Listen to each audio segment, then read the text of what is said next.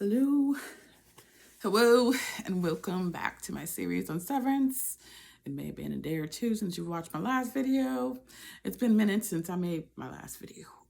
so, um, mind you, this video is going to be full of spoilers. It's about my observations and questions and theories. Pretty much everything I will be talking about will be out of order from the series itself. Man, my head is shiny. Anyway, oh, and for those of you who have seen videos of mine before, and you probably noticed I'm wearing glasses. I only really wear glasses when I'm reading, driving, or watching TV. So, and I forgot to mention in the first video that, generally speaking, I'm not a TV show person. I'm a movie buff, mainly because TV shows kind of require some commitment. And I'm spoiled because I grew up in a world where there was 3 months between seasons, and now it's like 2 years. And when I first saw the ads for the show, I knew one of two things was happening. Either it was going to be really bad, or putting too much in the trailers would give too much away. And one of my favorite movies was like that. Like there was barely anything to gravitate to in the trailers, but doing any more would have given too much away. So they needed some mystique, I guess. So continuing on. Of course, everything's going to be out of order because I got scrambled egg brain. So the next section reads, it's disturbing that Bert to Irving described the painting outside of wellness as calming, given that in it, the person representing Kier was wielding a whip as the others in the painting cowered before him, and the style of the painting was very reminiscent of biblical paintings from the Renaissance period. Curiously, the characters in that unnamed painting were used for the mask during Dylan's waffle party. Kier, the goat, the jester, the bride, and the crone. And there was a whip on the bed with the 9 core principles inscribed on it. Because, yeah, that's not creepy at all. Next section says, Heliar is one of the only 3 known characters so far that has an initial instead of a last name at work, which none of the others have seemed to notice or find strange. The other 2 are Dylan and Bert. But stranger still, that initial doesn't seem to match her last name unless she's married, and we, the audience, still has to get confirmation. And I wrote this before. Well, we still don't know. At this point, we still don't know. Oddly, though she's an Egan, her Annie hates Lumen more than everyone else working there, is a deeper thinker than the rest, routinely pokes holes in company logic, and questions everything, which ends up spreading like a virus. In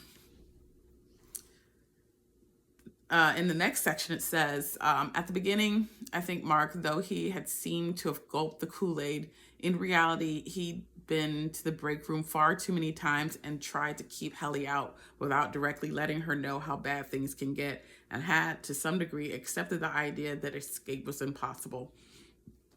Excuse me. The scene when he was on a date with Alexa, his knuckles are red and suggestive that he got those marks in the break room. And it may not have been the first time he left the break room with injuries. I'm finding spelling errors in my document, so that's why I'm making faces. The next section says, it was cruel to have Helly watch her resignation rejection video response from her Audi in front of everyone, but it served its purpose to discourage her and the others from making future resignation requests for that moment anyway. And as we know, later on, Mark finds out from Petey that they both tried to resign before. And everybody's made commentary on how quick the turnaround is for those resignation requests. So it's very possible that they're all pre-recorded by another severed version of themselves or whatever. Let's see, in the next,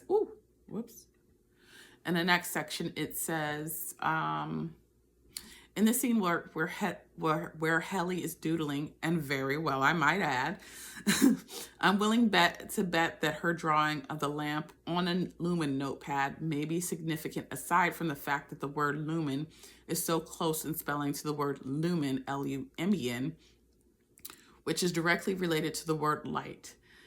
This is in addition to the other references to light, like the Keir saying mentioned in the O&D meeting, Illumination Beyond All.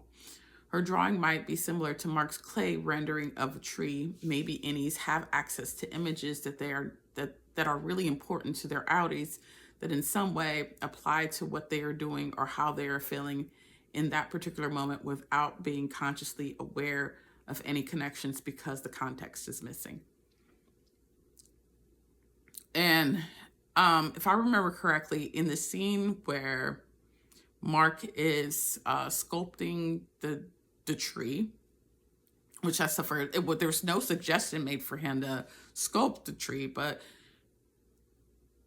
it was odd that he sculpted a tree in front of Miss Casey, who is actually his wife. and from the images shown in the show, it appears that they hit a tree in their accident or whatever. And so Petey very well may have been right in when he said that when he was telling Mark, when he said the word, if you know, when he said the words, you feel it down there too, you just don't know it. When they were having the discussion about the elevator allergy. So it seems like they never really analyze the things that they do that they can't explain why they do them. Like, him deciding to sculpt a tree, or her drawing the lamp on the, I think it was a lamp that she was drawing on the lumen notepad. And then, and it did make more sense that she said that Mark's map drawing skills look like crap, because she's actually good at drawing. But he tried to remake Petey's map that he utterly destroyed. Personally, I probably wouldn't have memorized anything that was on there. Like, no. Like, I have an easier time remembering words than images on a piece of paper. Anyway, I noticed that it looks this way. I'm not saying it's this way. Maybe my eyes weren't cooperating. I don't know. But it seems like the guy that was raising baby goats, it didn't seem like he had a badge. Let's see. After Innie Mark gets his promotion, Outie Mark notices that there is something different about his badge, because he kind of like pauses or whatever. But he doesn't seem to inquire about it, other than the possibility of doing illegal and other morally corrupt things at work. If severance was a real thing, for sure, companies would leave outies unaware of promotions and continue to pay them at the same rate. Not that it really mattered anyway, because like, you don't know. You don't know if you got a promotion. And I think, and we know that like that the company plays so many games with them that we know that it's just, being, the head of a department is superficial. And when Mark got his promotion, Grainer was like, oh, big head of uh big what did he call him? Department chief now, I guess, or whatever. He was mocking him. He was clearly mocking him for being promoted to department chief because he knows it didn't mean anything. And that does to some degree happen in real life a lot of times, where people will over time slowly end up with their manager's work and you're still getting paid the same and your raise isn't any higher than anybody else's, but you're doing all this extra stuff that is not technically your job, it's your manager's job. A lot of us have done that, unfortunately.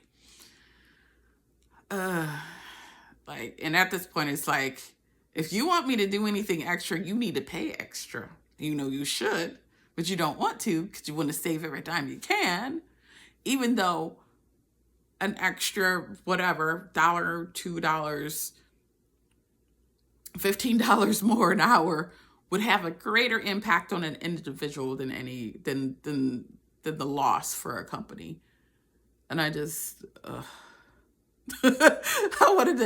I wanted to kick him so bad when he said that, and it was almost like it flew over Mark's head, and it probably did, because it seems like some things do. Anyway, that's enough of that for this video. That's